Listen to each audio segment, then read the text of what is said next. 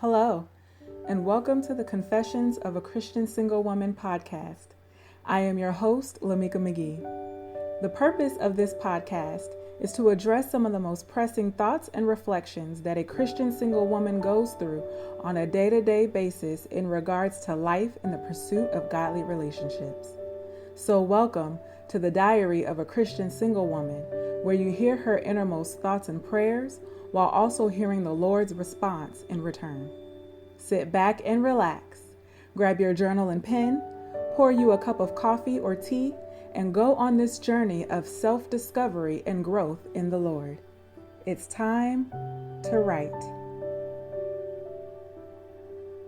Dear Lord, I love the woman that I am becoming in you. The growth and maturity that I am seeing has been so encouraging in my walk with you. However, Lord, this single walk has turned into a very long journey that looks like there is no end in sight, and it's taking me straight into the wilderness. I desire to have a husband and a family, but it seems like it's afar off. How is that supposed to happen for me when there are no prospects in sight? Is there something I'm doing wrong? Have I not been an obedient daughter to your will? Am I not good enough, pretty enough, or godly enough? It gets tough, Lord, seeing other people receive what I have waited so long to receive. I'm trying to be patient, but it has started to wear thin. I try my best to be strong, put on a brave face, and have positive thoughts. However, when all you see are couples who are so in love and flaunting it, it makes me feel left out. God, have you forgotten about me? Do you even see me? Do you hear me when I cry because I long to be loved? Because I long to be cared and provided for? It gets hard walking this single walk sometimes. At times, I'm doing great and living the best single life I can live. And then boom, my current status hits me like a ton of bricks and the wind gets knocked out of me. I don't doubt that you love me, but when can I experience the love of a man? My husband, my man, the one that you called to be with me. Lord, I guess the question I'm really asking is, why am I still single? Dear daughter, I love you with an everlasting love. I know all of the hairs that are on your head and can number each one.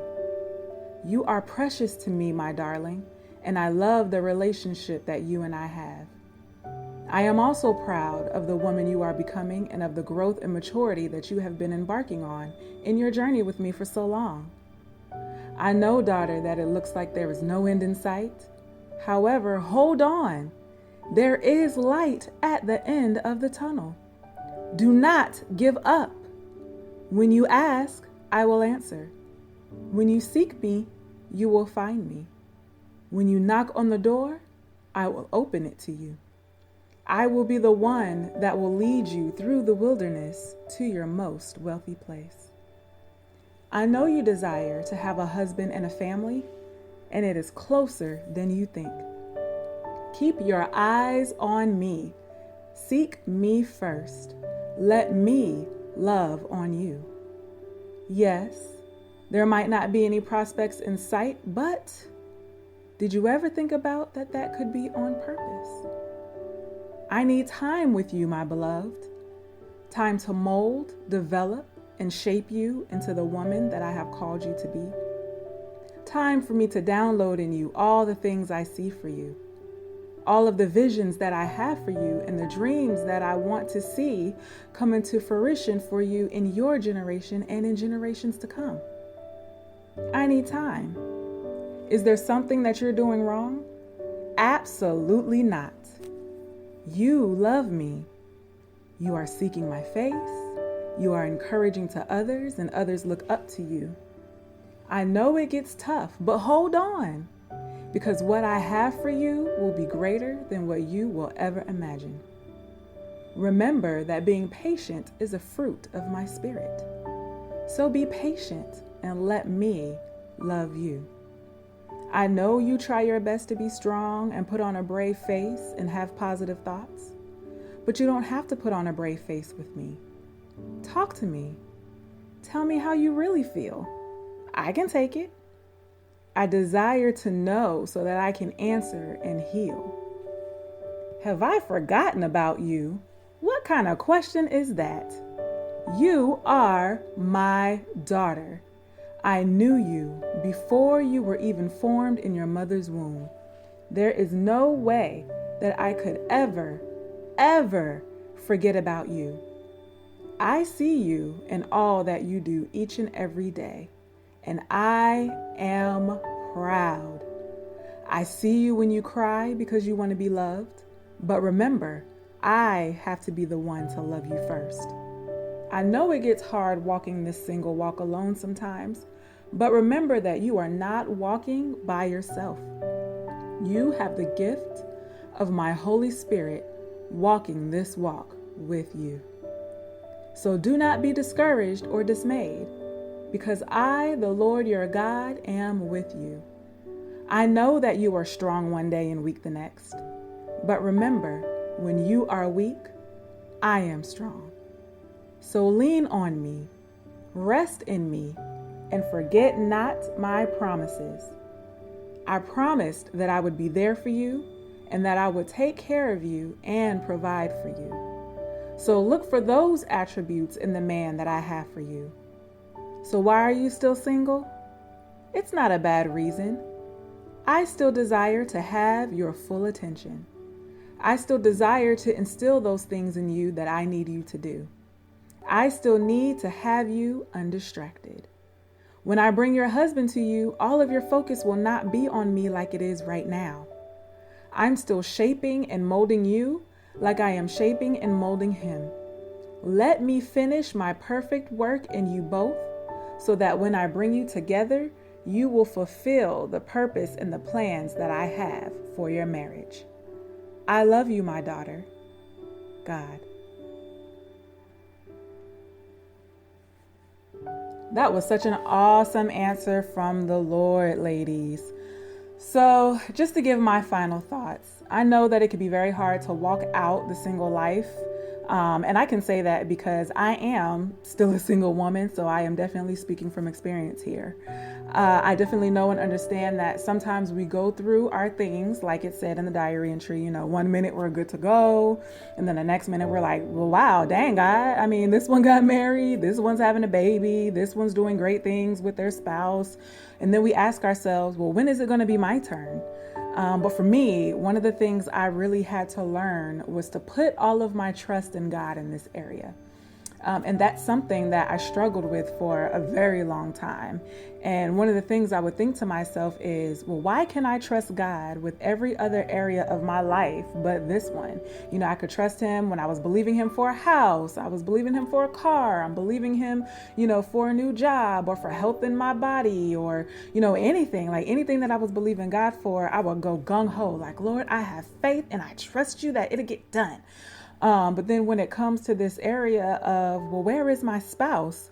I had to dig deep and learn how to surrender this area to God and say, Lord, the same way I trusted you, with getting a new job, a car, healing me and others, should be the same way that I trust you regarding bringing my spouse. So when I put my trust in the Lord, he started to show me how to look for him in the men that approached me. And so it made it easier for me to recognize, okay, this could possibly be a potential, or nope, this one's a no. Why? Because I allowed God to love on me first. And when you allow him to love on you first, it'll be easier to spot the man that God has for you, because that love should feel very familiar. It should be like a mirror to you. When the man approaches you and this is the one that God has for you, it should be like when you're looking in the mirror, you're looking at God. When you look at yourself, it's the same way. When you look at him, you should see God. So a good way to do that is to allow God to court you. And I know that sounds strange, but as his daughter, he will make sure, that you don't stray too far away from him, and he'll love you back to him. And so in 1 Corinthians chapter 7, verse 32b and 34b, the Lord states twice that someone who is unmarried should be concerned about the things of the Lord so that we can please him and be holy in body and in spirit.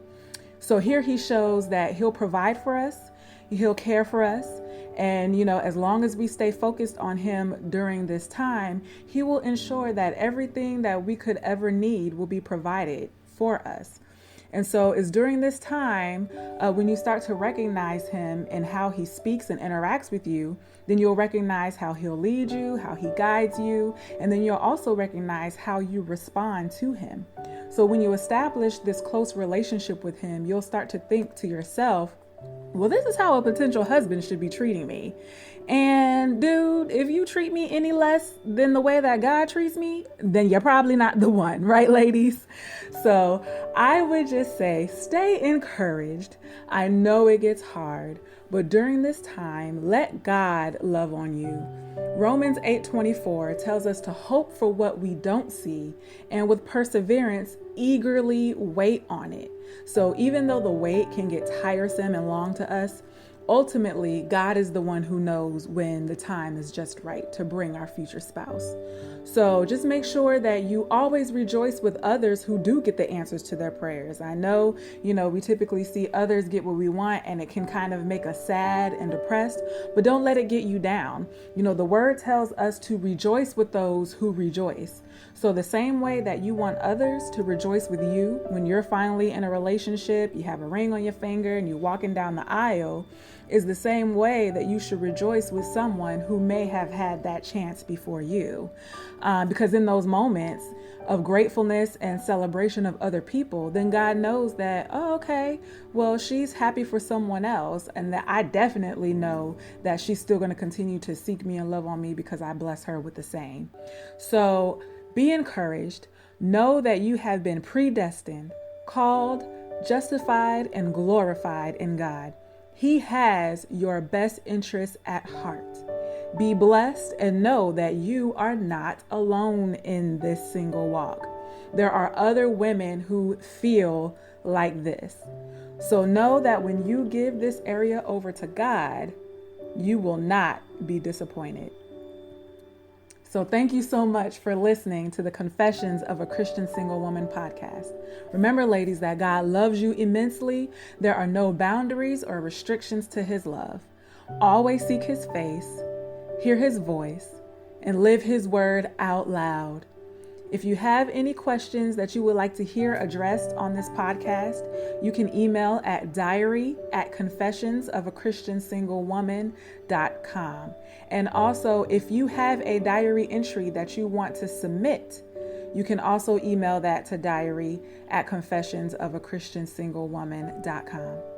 Until next time, may the peace of the Lord go with you this week.